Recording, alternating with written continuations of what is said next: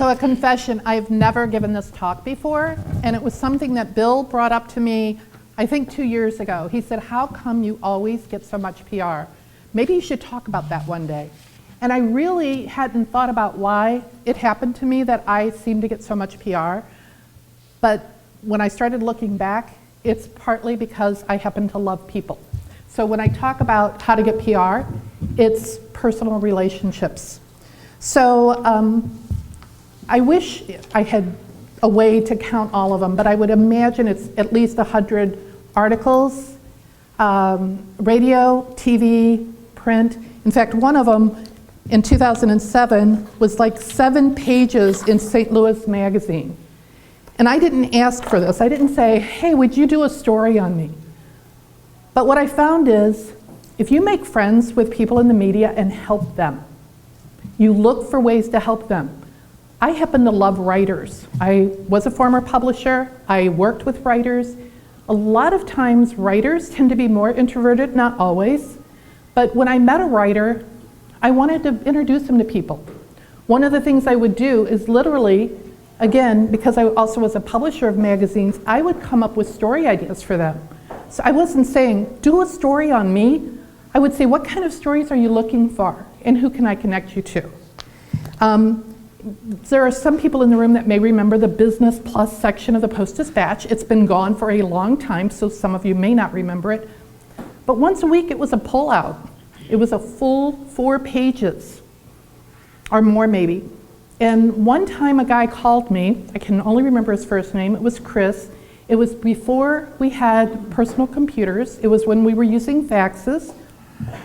And he wanted to do a story on the barter company, or the barter industry, and so he was calling to interview me. One of the first things I did was tell him about someone else that owned a barter company in our city. I had people tell me, why did you do that? Because I wanted to help him. I also faxed him articles on our industry. I made his job easier.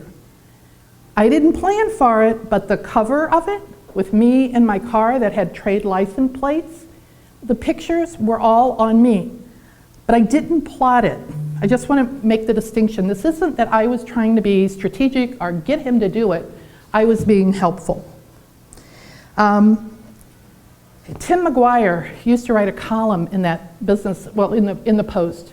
Came out once a week. It was More Than Work. It was a nationally syndicated column. I loved his column. I wrote him, emailed him. I love your column. We started an email relationship.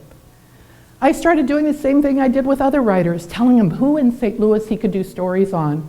The next thing you know, I'm being interviewed, and he does a story on me that's syndicated. Not what I planned. I was trying to help others. I don't know how many of you, the younger people, might remember we had Tipton Appliances in St. Louis. Alan Fishman started the Alternative Board. He also had a nationally syndicated business column. When he started the Alternative Board, he was a member client of mine, of my barter company. He asked for my help. Would I help him? I invited people to his group. And yes, he also did a story that went national through his syndicated column. One of my other friends in St. Charles, Streetscape Magazine, Tom Hannigan. A friend thought we should know each other because I used to publish a lifestyle magazine in St. Charles and a business magazine. Tom and I sat down. I did everything I could to help him, but he really didn't need my help. He kept his magazine going. It was great. And there you go again. I publish a book, he does a story on it. I publish another book, he does a story on it. But I'm also always trying to get him advertisers and stories for his writers. One time I read a story about my father had been told he was going to go blind. And my mom told me my dad was saying things like, now I understand why my friend from McDonnell Douglas committed suicide because he went blind. And I'm like, okay, how are we gonna get my dad to not think about stuff like that? And Harry Jackson, who is just recently retired from the Post, he would write a health column, and he wrote one on ways to help people that are losing their vision. I took that article, it was like all kinds of resources, over to my father, and my father had hope. I saw my father like not give up. He actually got a second opinion. They went in and did surgery on him. He had better than 20/20 vision, but that space between the diagnosis and thinking he was going to go blind were weeks, and Harry's article gave him hope. I reached out to Harry. I said, your column possibly saved a life, but at least it also helped my father cope.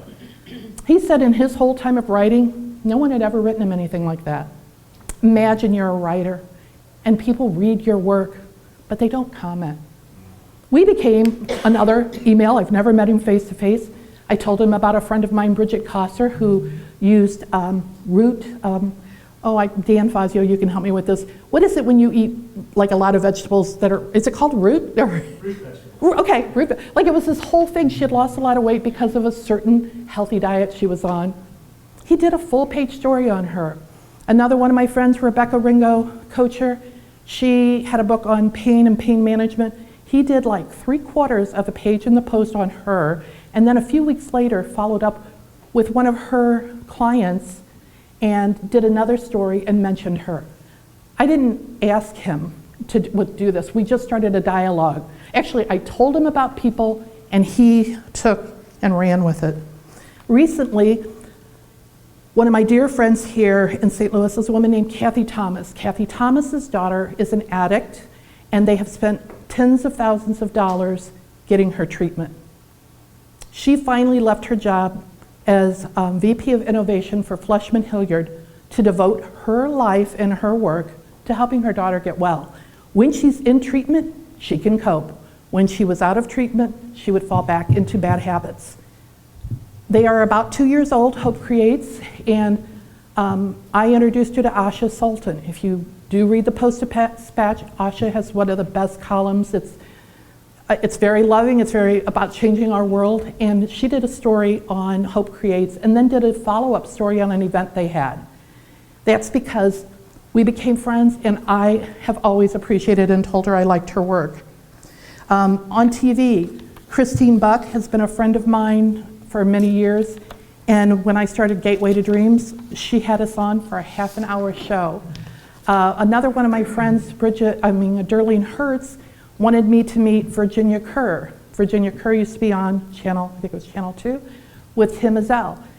When Virginia and I talked, we never met. I gave her ideas for the show The Thread, which they have on Channel 2 on Sundays, I believe it is, or Saturdays. It's a weekend show. They came out and did a whole show on Gateway to Dreams, actually on Pay It Forward. The first part is Gateway to Dreams, and then the rest of it, they show that in a half a day you can do 28 acts of kindness. So if we come back to, how did I get this? One of them was, I love writers anyway, but who are media influencers that you could become friends with? Not to use them, but to help them. Appreciate them, help them when possible, keep in touch, build a relationship. And the other part about this that I realized as I was working on this is, how is this like cultivating prospects, cultivating clients? Do you reach out, become aware of things that the people that you are working with, things they might need? To me, this is really an extension of that. You're just making more friends that you might help. In fact, one of the things I feel like I've really been able to do is help people in my world by recommending them. And so as you make friends with people and you find out the kind of stories they cover, who can you introduce them to that should have a story told about them? There's also something I didn't know. Laura Herring from the Impact Group talked to me about this, is that way back before I was a publisher, is that a lot of the small publications look for what they call filler. What is it that they could fill? A story doesn't come through, an ad doesn't come through, and sometimes the small publications are looking for that. And if you say, hey, I could write a story on X, and if you ever need it for filler, they can use it. So, that's another way that you can get PR out there. How am I doing? I'm looking for my timekeeper. So I'm actually, looks like I'm a little early. So is that okay if I'm a little early, guys? Instead of running over. But does anybody have any questions on building the relationships with the media? Oh, one more tip. Any publication that has a calendar, they're going to cover certain things every quarter, every month. The Business Journal has it, Small Business Monthly has it, other publications have it. That's a great time to reach out and say, you're covering hypnotism, or you're covering time management. Would you like me to provide a story? If you write it, you are the subject matter expert, and they don't usually pay you for it, but you get that free exposure. So that's another little tip for you guys. Okay, yes?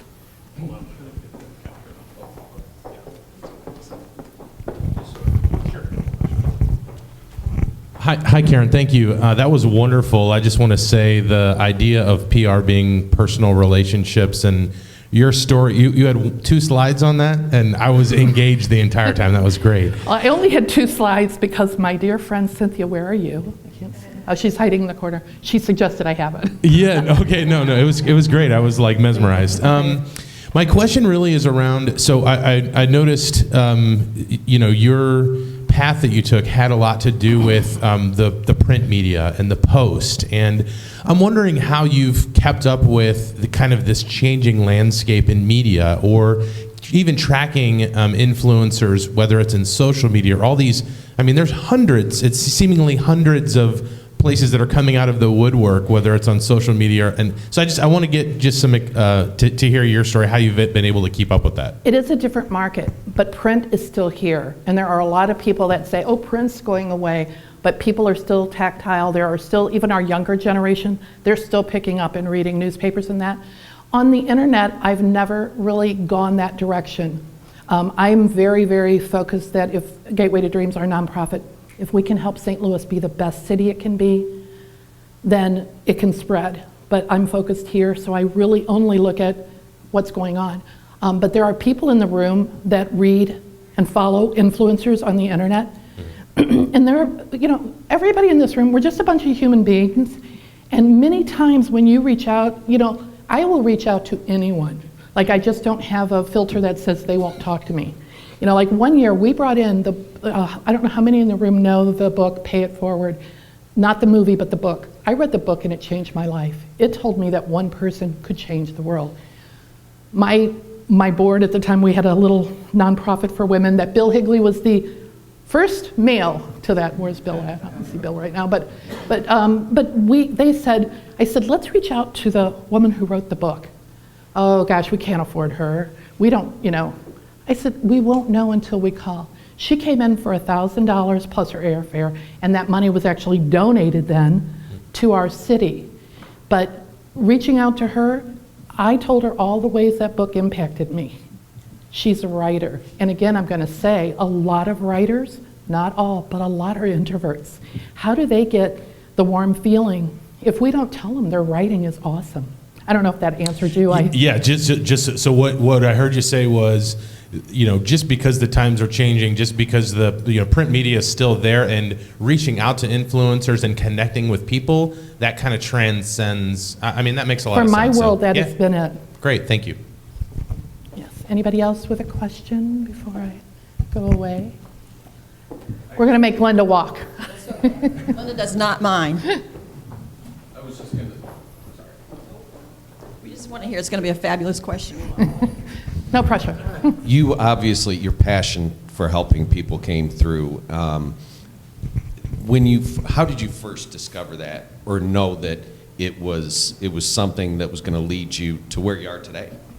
I didn't. I didn't. I can go back to being really 7 or 8 years old, and I did a little newspaper. No, I was under 7. I drew a newspaper and took it door to door and sold it because I thought people needed to see my little newspaper. But my friends, even as this little kid, would say, I want to do this, and I don't know how. And I would be, well, let's figure it out. I can remember being little. I remember even calling a real estate company for my parents because they were interested in a house, but they weren't willing to make the call. I was 12. I said, okay, there's this house on West Clay, and can we see it? We didn't get it, but that's kind of who I was. I'm not brave for other things. I'm really not good at asking for money.